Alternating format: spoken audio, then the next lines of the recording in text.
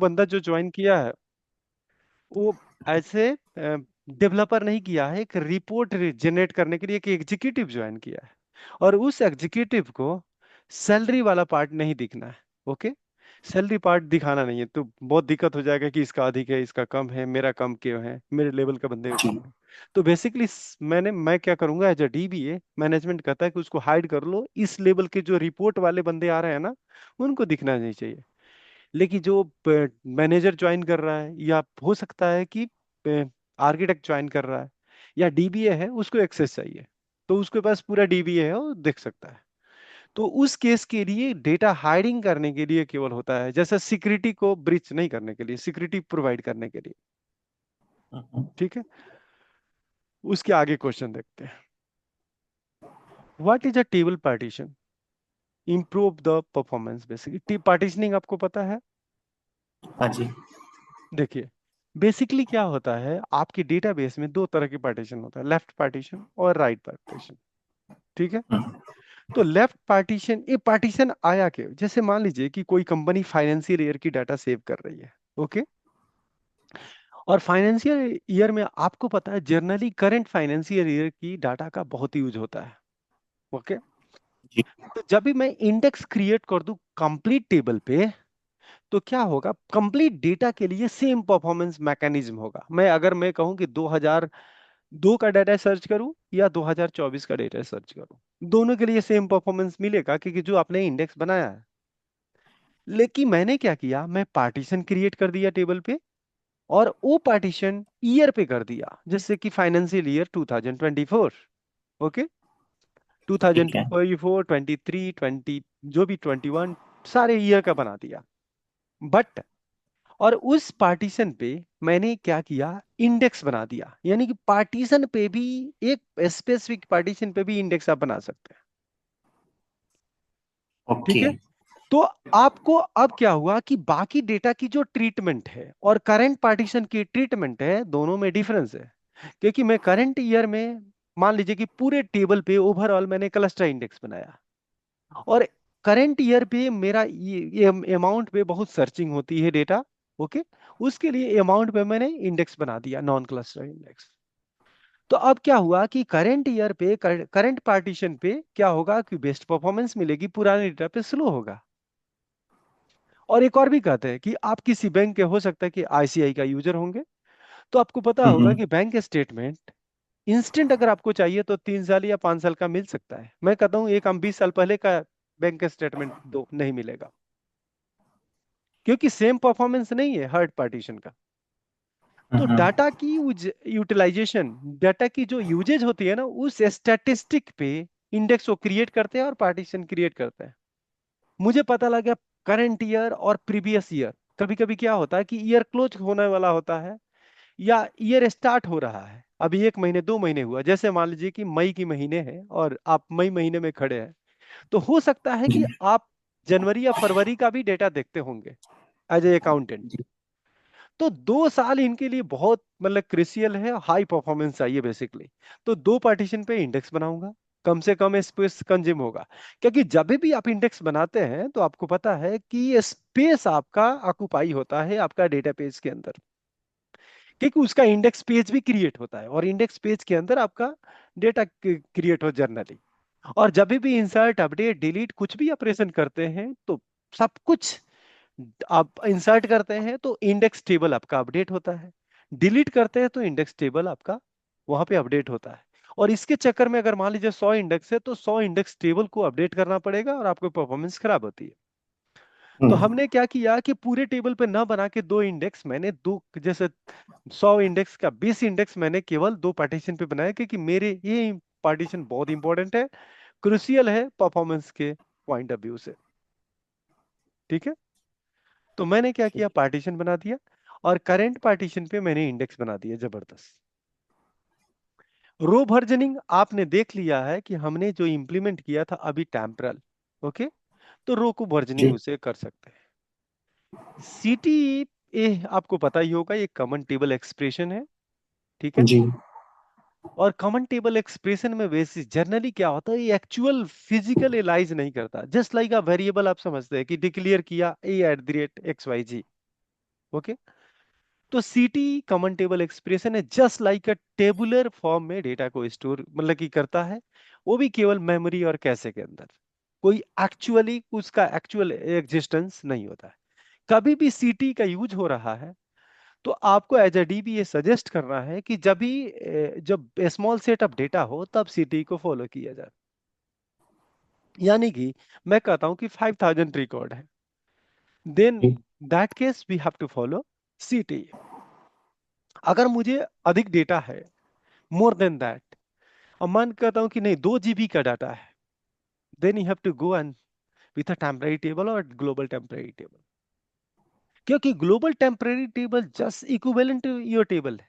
आपको index create करना है, कुछ भी क्रिएट करना है, यू कैन क्रिएट, बट इसमें कुछ भी क्रिएट नहीं होता है, इन मेमोरी में होता है। अब मान लीजिए कि अगर सीक्वल कहता है नहीं आप 1 TB का सीटी बना सकते हो, तो बेसिकली उसमें परफॉर्मेंस क्या आएगा? अगर मैं उस सीटी बना के कुछ फिल्टर आउट कर रहा हूं तो उसकी तो बैंड बजेगी, क्योंकि उसमें इंडेक्स होता ही नहीं। हम्म ये अधिकतर लोग ये रिकर्सिव कॉल करने के लिए, जैसे एक सेट ऑफ डेटा को रिकर्सिव कॉल करने के लिए भी सीटी यूज होता है। जैसे आप कुछ दिन पहले पूछे थे रिकर्सिव फंक्शन क्या होता है, रिकर्सिव जी प्रोसीजर क्या होता है, रिकर्सिव सीटी भी होता है। तो वो सीटी सेल्फ को कॉल करता है, वो आपका है रिकर्सिव सीटी। वैसे ही बात करता हूं कि रिकर्सिव प्रोसीजर, प्रोसीजर ही प्रोसीजर का इंटरनल कॉल करता है, procedure call it self procedure, वो है रिकर्सिव प्रोसीजर। फंक्शन फिर फंक्शन को कॉल करता है, रिकर्सिव फंक्शन है। ओके। ये इंपॉर्टेंट क्वेश्चन है 9th number, parameter snipping. Okay parameter snipping आप सुने होंगे कि परफॉर्मेंस आपको कभी कभी क्या होता है, एक प्रोसीजर है शुरू में ठीक चलता है और फिर कुछ देर के बाद पता लगता है कि वही परफॉर्मेंस उसका बहुत डिग्रेड हो गया। जैसे मान लीजिए initial execution less than 1 minute, okay, और कुछ देर के बाद पता लगता है कि हो सकता है सैटरडे को कोई एक्टिविटी चलती है और सैटरडे के बाद वो प्रोसीजर पूरा खराब चलने लगता है मोर देन 5 मिनट्स। तो बेसिकली क्या होता है मैं बताता हूँ। एक एग्जांपल लेते हैं कि इम्प्लाई टेबल है, ओके।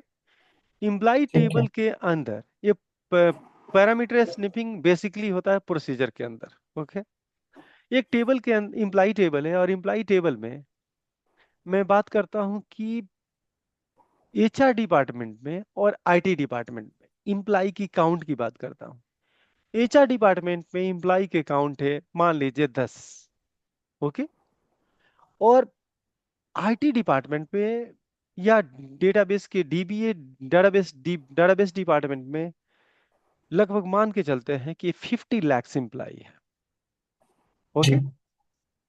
जब भी बंदा ये काम करता है कि सिटी मतलब जैसे टेबल आपका प्रोसीजर बनाया है तो प्रोसीजर में क्या करता है कि कॉल करता है, एक डिपार्टमेंट डालता है, 10 आपका एचआर डालता है। एचआर डालता है तो सीक्वल कहता है कि we have only 10 records, okay. तो वो क्या करता है, वन बाय वन स्कैन करता है, ओके। ये स्कैन करता है रिकॉर्ड को और 10 रिकॉर्ड लेके आ जाता है, बहुत इजी काम है, ठीक है। प्रोसीजर में पैरामीटर है इसलिए। अब क्या हुआ कि कल के डेट में जब स्कैन कर रहा था शुरू में, मतलब कि उसके बाद आता है एक डिपार्टमेंट डालता है जो आपका आईटी और डीबी डिपार्टमेंट है। तो डीबी डिपार्टमेंट डालते ही उसको अब प्लान में क्या कैसे में क्या सेव हो गया कि we have to go with a table scan और वह भी इंडेक्स स्कैन, ओके। ये स्कैन करके डाटा लाया क्योंकि उसको 10 रिकॉर्ड मिला और वही प्लान कैसे में उसने डाल दिया। क्लियर? तो जब प्लान कैसे में डाल दिया कि शुरू में इनिशियल कॉलिंग में एचआर आपका पैरामीटर था और एचआर के बेस पे कम रिकॉर्ड था, स्कैन करके लाया, आपको अच्छा परफॉर्मेंस मिला, कोई दिक्कत नहीं। कि लेकिन जब भी वो डिपार्टमेंट उसने आईटी या डीबी डिपार्टमेंट डाला, डेटाबेस डिपार्टमेंट डाला, तो उसको लगा कि एकदम 50 लाख एम्प्लॉई है और वो कुछ नहीं सोचा, क्योंकि बेसिकली सीक्वल क्या करता है कि वो पहले देख चेक करता है कि प्लान एग्जिस्ट है कि नहीं। अगर प्लान एग्जिस्ट है तो उसको लेता है और एग्जीक्यूट करता है। तो पहले प्लान के अकॉर्डिंग क्या पता लगा, we have to go for scan one by one table scan और इंडेक्स स्कैन, ओके। वो बेचारा जी जाता है स्कैन करके लाता है डेटा और उसको बहुत टाइम लगता है। और बेसिकली आपको पता है कि ए राइट नहीं है, क्योंकि जब आपके टेबल में इंडेक्स प्रॉपर है तो why your query following table scan और इंडेक्स स्कैन, वो होना नहीं चाहिए। अब उसके बाद आपके सामने आता है चैलेंज कि इंडेक्स है लेकिन स्कैन हो रहा है, क्या हो रहा है, कि किसी ने एचआर का फ्रीक्वेंट कॉल नहीं होता है। एचआर का कॉल हो सकता है कि महीने में एक बार होता है, चाहे वीकली एक बार होता है, और उस समय बंदे को मतलब परफॉर्मेंस अच्छा नहीं आता है, तो उसने क्या किया, डीबीसीसी ड्रॉप क्लीन बफर कर दिया, डीबीसीसी फ्लो फ्री कैसे कर दिया, और प्रोसीजर कैसे को क्लियर करता है, और इस प्रोसीजर की कैसे को खत्म कर देता है। ठीक है। तो जब प्रोसीजर की कैसे खत्म हो गया, और जब आपका नॉर्मल सा एचआर डिपार्टमेंट पहली बार कॉल होगा, तो क्या करेगा, वही प्लान को कैसे में डाल देगा, अगली बार उसी प्लान को पकड़ा देगा कि ये काम करो, इस प्लान को यूज करो, एग्जीक्यूट करो। तो उसमें तो 5 रिकॉर्ड या 10 रिकॉर्ड था, तो ये स्कैन करके काम चला गया। लेकिन जहां लार्ज डेटा सेट आएगा, वहां पे आपका स्कैन होगा तो परफॉर्मेंस खराब होगा। तो ये वाली सिचुएशन जो होती है, इसको बोलते हैं पैरामीटर स्निपिंग, और इसीलिए कंपनी सजेस्ट करती है कि एक काम को रिकम्पाइल कर दो प्रोसीजर को, क्योंकि हो सकता है वो बैड प्लान को फॉलो कर रहा होगा। हमें क्या करना है, हम्म, अभी के करंट प्लान को हमें फॉलो करवाना है। क्लियर। तो यानी पैरामीटर के हिसाब से आपका स्निफ हो रहा है, यानी कि आपका प्लान चेंज हो रहा है। सपोज कीजिए कि पैरामीटर आपने से रिकम्पाइल किया और उसी समय पहला कॉल एचआर का ही आ जाता है, तो फिर से आपकी बैड प्लान बनेगा। लेकिन वही आपका एक सीक वाला प्लान जैसे बन गया कि नहीं, I have to search DB और आईडी डिपार्टमेंट एम्प्लॉय, तो उस केस में क्या होगा, वो इंडेक्स सीक में जाएगा और प्रॉपर इंडेक्स जो है उसको फॉलो करते हुए आपको इंडेक्स सीक करके डेटा लेके आएगा। तो इसी को सेट करने के लिए हम क्या करते हैं कि लोकल वेरिएबल बना देते हैं प्रोसीजर के अंदर, डिक्लेयर, जैसे ऊपर से पैरामीटर है प्रोसीजर से @डिपार्टमेंट नंबर, मैं एक लोकल हम्म, बनाऊंगा, declare @l local department number, और वही सेम डेटा टाइप, और ऊपर से जो वैल्यू आएगा इस वेरिएबल में मैं सेट कर दूंगा बेसिकली। रुकिए मैं आपको दिखाता हूँ प्रोसीजर वो बनता कैसे। मैंने आप क्रिएट प्रोसीजर एक स्क्रीन देख रहे हैं ना, हाँ जी, हाँ जी। यूएसपी गेट इम्प्लाई, मान लीजिए एक छोटा सा ये प्रोसीजर है। ठीक है, में यहाँ लिख दिया डिपार्टमेंट एन।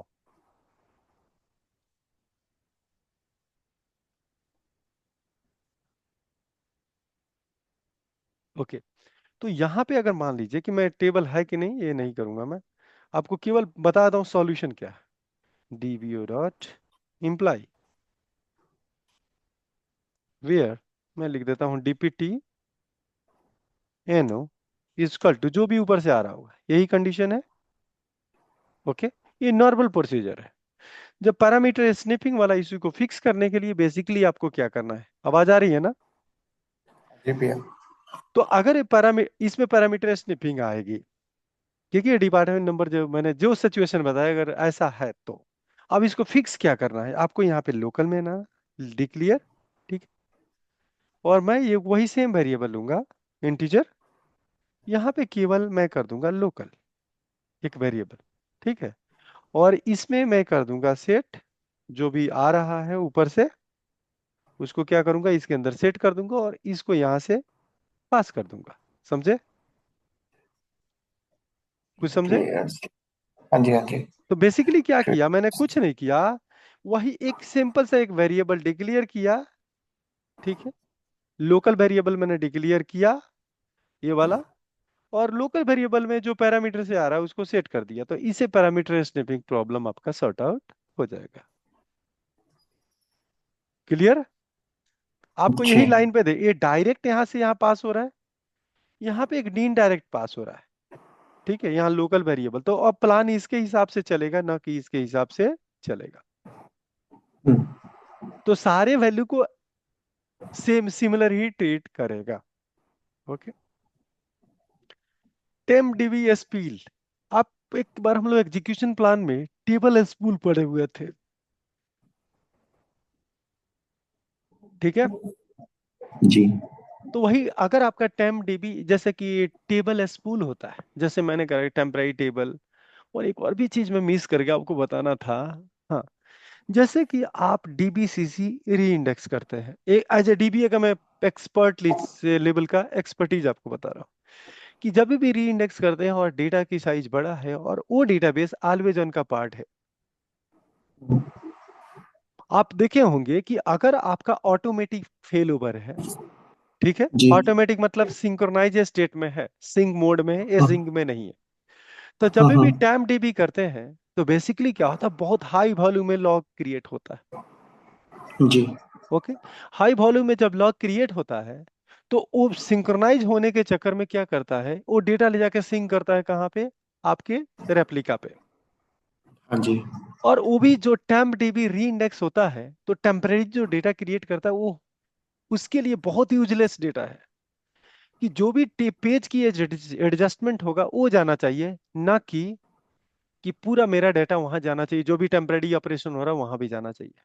ओके, तो उसके लिए एक प्रैक्टिस में बता रहा हूं एज अ डीबीए क्या होना चाहिए, कि कभी भी आपका टाइम डीबीसीसी री इंडेक्सिंग कर रहे हैं तो री इंडेक्सिंग करते समय टेबल को एसिंक मोड में डालना चाहिए, first step, and then you have to go for the re indexes, otherwise re index process आपको बहुत टाइम लगेगा। ठीक है, यानी कि तो री देन इंडेक्स। सपोज भैया, इफ मतलब अगर हमारे पास हम्म कोई 800 GB की है ना, मतलब यानी कि टेबल है, हम्म हम्म और अगर हम उसमें इंडेक्स को मतलब यानी कि करना चाहते हैं, तो उसके लिए यही प्रोसेस लेना होगा। किसी के लिए अगर आप ऑलवेज ऑन का पार्ट है, ओके, तो पहले क्या करना, अल्टर अल्टर डेटाबेस करके आपको रोल को अल्टर करके उसको एसिंक में लाना है, पहला स्टेप। ओके। और दूसरा स्टेप आपका री इंडेक्स से स्टार्ट करेंगे, नहीं तो अगर सिंक में पैसे ही छोड़ के री इंडेक्स आपने करने लगा ना तो आपका री इंडेक्स वाला प्रोसेस बहुत टाइम लेगा। अब मान लीजिए ओके। कोई ऑपरेशन इंटरनल हो रहा है, इंटरनल ऑपरेशन वहां जाने की जरूरत ही नहीं, पेज की देखिए, जब भी री इंडेक्स करते हैं तो पेज की शिफ्टिंग होती है वन पोजीशन से दूसरे डाटा पेज में। ओके, जी। और उस वो डेटा का चेंजेस जाना चाहिए, कि ना कि हमारा जो कुछ भी ऑपरेशन इंटरनल कर रहे हैं वो जाना चाहिए।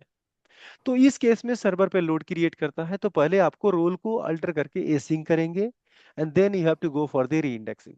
ओके, और जब भी आपको पता है कि सिंक नहीं होगा तब तक में ऑटोमेटिक फेल ओवर नहीं होगा, तो जब भी ये काम खत्म हो जाएगा after re indexing, you have to change your mode into the sync mode.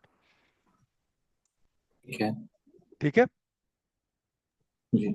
अगला क्वेश्चन हम करते हैं, ये आपका है ट्रेस फ्लैग 1117 और ट्रेस। 1118, आप इसके बारे में पता है? ये वाले 11 और 1117, 1118 में। हाँ देखिए इसका क्या होता है, जैसे कि आप टेबल में, जैसे टाइम डीबी की बात, ये बहुत इंपॉर्टेंट है, जब भी डाटाबेस का कॉन्फ़िगरेशन आप करते हैं तो this trace flag is very important for time dB performance. जैसे मान लीजिए कि आप टाइम डीबी अभी आजकल बाय डिफॉल्ट आपको 8 8 बन रहा है, बाय डिफॉल्ट कोर के हिसाब से बनते जा रहा है। ठीक है, आपकी जितनी कोर होगी उतनी बाय डिफॉल्ट बन जाएगी, आप देखे होंगे। लेकिन पहले क्या होता था कि टेम्प डीबी में वैसे ही बनता था, डेटा फाइल और लॉग फाइल, जैसे आपका नॉर्मल डेटाबेस में बनता था। अभी आपके कोर के हिसाब से बन जाता है, जितने कोर होंगे उतने आपका डेटा फाइल बने होंगे टेम्प डीबी का। ओके, अब बात करते हैं कि एक डेटाबेस में आता हूँ, टेम्परेरी डेटा पे मैं डाटा राइट कर दिया। ओके, तो आपका इक्वली ग्रोथ नहीं होता है, इक्वली ग्रोथ नहीं होता। जैसे मान लीजिए एक में जब भी मैं इंसर्ट करने जा रहा हूँ या डीबीसीसी री इंडेक्स करना जा रहा हूँ या टेम्परेरी टेबल क्रिएट करने जा रहा हूँ, तो इक्वली ग्रोथ आपका नहीं होता है, और इक्वली ग्रोथ ग्रोथ नहीं होता है, उसको इक्वली ग्रोथ कराने के लिए ये आपका ट्रेस फ्लैग है, 1 ट्रिपल 1 7 और ट्रिपल ट्रिपल 1 8। तो अगर आपने वो ट्रेस फ्लैग ऐड कर दिया सीक्वल के स्टार्टअप पैरामीटर में, या ग्लोबली आपने ऐड किया डीबीसीसी ट्रेस ऑन और 1 1 7 -1 आपने कर दिया, तो बेसिकली क्या होगा कि हाई आपको जो भी आप डेटा इंसर्ट करेंगे, कोई भी टेम्परेरी टेबल में डेटा डालेंगे तो इक्वली हर फाइल इक्वली ग्रोथ होगा। और इक्वली ग्रोथ होगा तो फिर आपको फायदा क्या होगा, आप कहेंगे कि इक्वली ग्रोथ होगा तो हमें क्या गेन है। ठीक है, हमें तो टेम्परेरी टेबल राइट करना था। इक्वली ग्रोथ से मतलब मुझे क्या है, तो मैं बताता हूँ बेसिकली क्या होता है।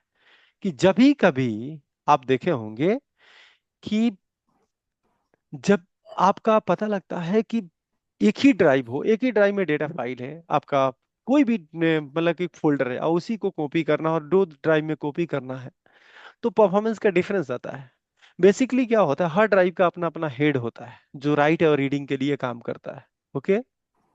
डिस्क का हेड और डिस्क का आपका होता है, डिस्क का हेड होता है जो हर डिस्क को राइट करने के लिए मल्टीपल हेड होता है। तो कभी भी डाटा फाइल भी आप ये जो आप क्रिएट करने वाले हैं, जो टाइम डीबी का होना चाहिए, तो पहले जो आपका सबसे स्पीड वाला ड्राइव होना चाहिए उसमें होना चाहिए। जैसे मेरे पास हार्ड डिस्क है, मेरे पास एसएसडी है, तो आपको एसएसडी के अंदर इसको क्रिएट करना चाहिए। और एक और भी बात आप सुने होंगे कि जितने भी फाइल होते हैं, आपको जैसे बैकअप लेते हैं तो बैकअप भी लेने हैं, स्प्लिट बैकअप आप सुने होंगे, स्प्लिट बैकअप पता है ना?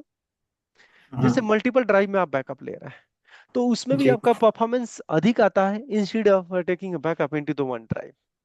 जब जी। एक ड्राइव में बैकअप लेते हैं तो आपका अधिक टाइम लगता है, और वही स्प्लिट करके मल्टीपल में लेते हैं तो आपको कम टाइम लगता है, क्योंकि कम उसका नहीं अलग लगता अलग हेड होता है और अलग अलग हेड आपका। जैसे एक रीड समझिए कि एक आपके पास रीडर और एक राइटर जी। हो, तो एक एट ए टाइम एक ही काम करेगा। लेकिन मैं कहता हूं 10 रीडर हो, 10 राइटर हो, तो क्या होगा, आप इसकी स्पीड फास्ट होगा और आपका क्या होगा, पैरेलल होगा, और पैरेलल होगा तो परफॉर्मेंस अधिक आ गया। तो इसलिए आपके एक तो ड्राइव अधिक सब डिफरेंट होना चाहिए, दूसरा मल्टीपल फाइल होगा तो मल्टीपल हेड होगा, और एट ए टाइम एक फाइल में एक ही बंदा राइट कर सकता है, आपको पता है रूल के अकॉर्डिंग। तो इसीलिए ये इक्वलाइज करते हैं और मल्टीपल फाइल बनाया जाता है, और इक्वल फाइल ग्रोथ होगा। तो अब एक और बात बताता हूं, मैं पैरेलल प्रोसेसिंग के लिए जा रहा हूं। आपको कुछ दिन पहले मैंने सीएक्स पैकेट और पैरेलल प्रोसेसिंग बताया था, वेट टाइम। हम्म, तो जब भी आप सपोज कीजिए कि मैं कहूं कि 5 बंदे हैं और पांचों बंदे के बराबर बराबर काम दिए, तो पांचों बंदे टाइम से काम करके मुझे देंगे। क्लियर?